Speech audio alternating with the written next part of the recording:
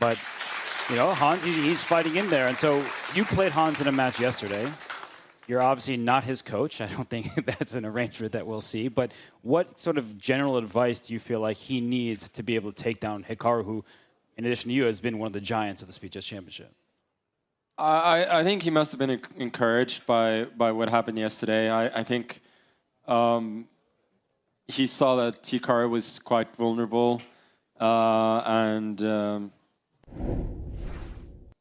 I think he saw that Hikaru was generally not giving off too much of a confident vibe. Like he's spending a lot of time. He's not crisp, and it seems that he's doubting himself at times. So I think it's probably just to play his game. I would advise him to take more risks than usual, but he already has a very combative playing style. He's just his style is a bit like Alareza's. It's uncompromising. It's just not nearly as good as Alareza, but I mean nobody practically is as good at Alareza as Alareza is at this, and I think it's potentially a very unpleasant opponent for Hikaru under such circumstances. And I think what Hikaru is doing in this game is, it's just his play seems really apprehensive. Like I don't understand what he's doing.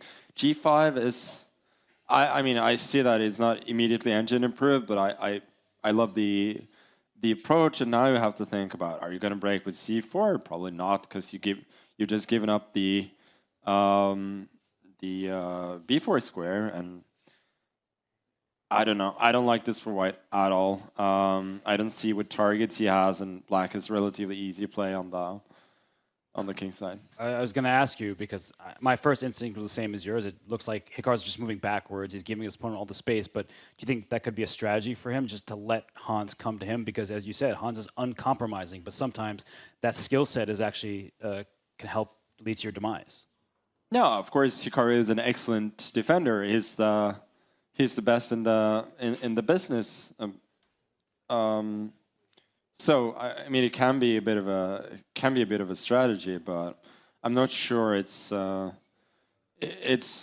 design. I think it's more of he's not feeling confident, and that's why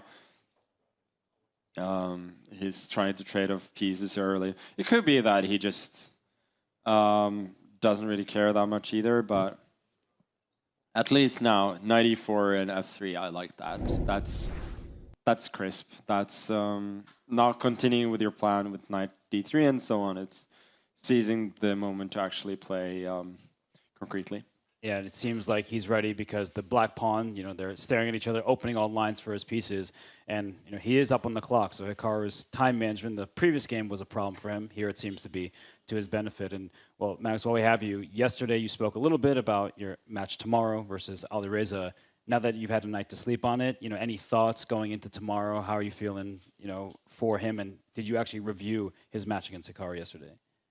I watched a bit of the match live, so those are the games that I've seen so far. I'm definitely going to have a look at the rest as well. But from what I saw, I was really, really impressed with what he did.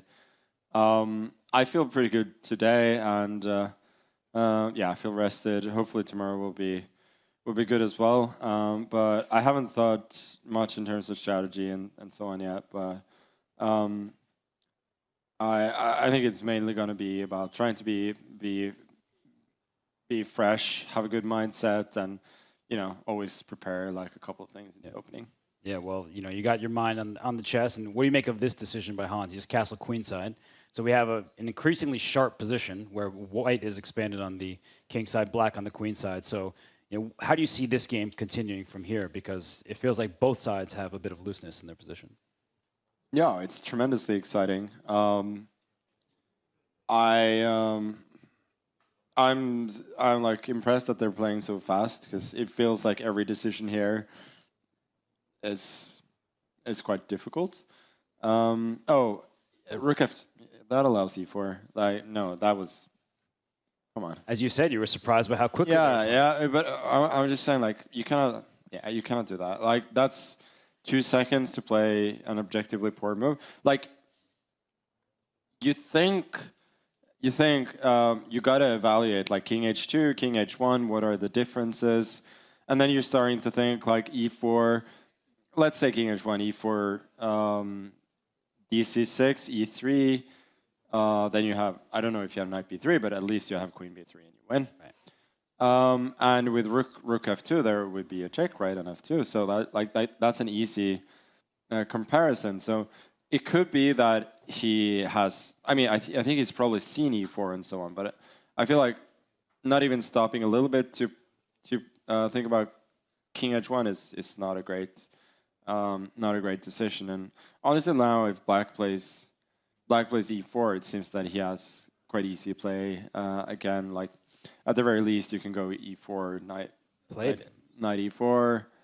Oh, he played bishop e4. Yeah, I guess Hikaru was going for some kind of queen trade where a lot of black's pawns were weak, but instead, yeah, I kind of preferred knight takes e4 actually, unless black had something concrete there, and then maybe black has something. I was just thinking in terms of if black trades on d5, then the position is quite equal. So.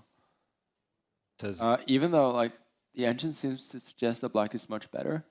Maybe just the open file, I guess, that at the end there's going to be some rook d2 issues, a little looseness. Well, I concede. Not to me. It's just our engine. Yeah, I was just thinking like... I'll take your resignation. Yeah, I was just thinking like black has some obvious positional trumps, but white has as well, right? Yeah. It should be about equal, but that's really surprising. Well, this one is apparently dynamically slightly better for black, despite being down a pawn. But look at the last move. Rook e8 played in no time. Yeah. Very logical decision. I see the question mark. I'm going to remove that because I always feel like it's a little bit too harsh to give moves like that a question mark. So, I mean, that's such a natural move. But what can white do to kind of unravel? Or I guess unravel is a negative word, but there's a pin. It looks uncomfortable. Yeah, it was an interesting point because rook e8 was not the most logical move in my opinion. I think f5 is what the position is sort of screaming out for, and then you got to calculate both gf5, g4, and also gf5, just simply bishop f5. But exactly knight b3 would be sort of the issue there as well. And knight b3, like, that's the obvious human move. Apparently, it's a mistake. And now I assume the point is just that, yeah, knight comes to e3. And, yeah, this is probably really bad. Let's see if he plays queen b3. Yeah, not my arrows. But otherwise, like, knight e3 comes, d5 drops, and there's not a single good thing about the white position left. So probably he has to, but that seems like a very, very sad decision to make. And I mean, Niemann has done well. Like his pieces are much better placed, and he's generally played a better positional game than Hikaru has in this game. Yeah, it was interesting because at first you said Hikaru seemed apprehensive, then he was able to trade in the center and play f3, and then it feels like he became apprehensive again. So I don't really see a consistency in his play at the moment. That's typical. That's really typical when you're not at your best. And then b4 is not dangerous. You just go ba5, queen a5, and I mean Hikaru he's a really good defender, so I'm not ruling out that he could defend this, but his position is atrocious. You mean you don't like pawns that are isolated all across the board and a weak king and a knight maybe coming to f4? Yeah, I mean, you honestly probably had to trade on d5 there, but let's see. Things could still happen here. You've been facing Hikaru in plenty of positions and obviously going back and forth where he saves positions that are even worse than this, but he does have some good things going on. The black king isn't the safest, so the moves are happening, and it seems like white's position is getting a little bit better move by move. Yeah, I was just gonna say queen a7 is not gonna happen. Ooh. Was there knight c6 there followed by c4? I guess not. I guess a5 was. Okay, now this is anyone's game. Like the last few moves have been way too passive. And I guess for Hans, I mean, does have a lead on the clock. Do you feel like he's not using the time that he has in those moments, or is it just Hikaru being Hikaru? I think it's a little bit of both. I love the way Hikaru has coordinated his pieces on the last few moves, and okay, now this I think is heading towards a draw because you got BA6.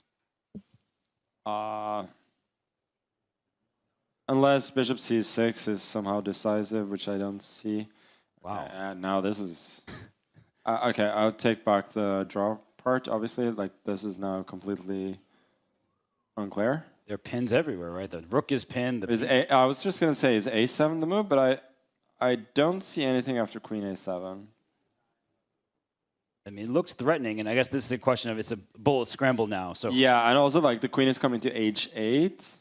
Uh-oh. Yeah, exactly. Now the queen lands on H8. Well, he didn't see it. But Hans, maybe it didn't work. Who knows? Oh, barely getting moves off these two. The king goes to G2, and yeah, no. Oh, Queen A1. Oh, that's a free queen. Okay, yeah. I don't think we need your expertise at this point, but Hikaru Nakamura.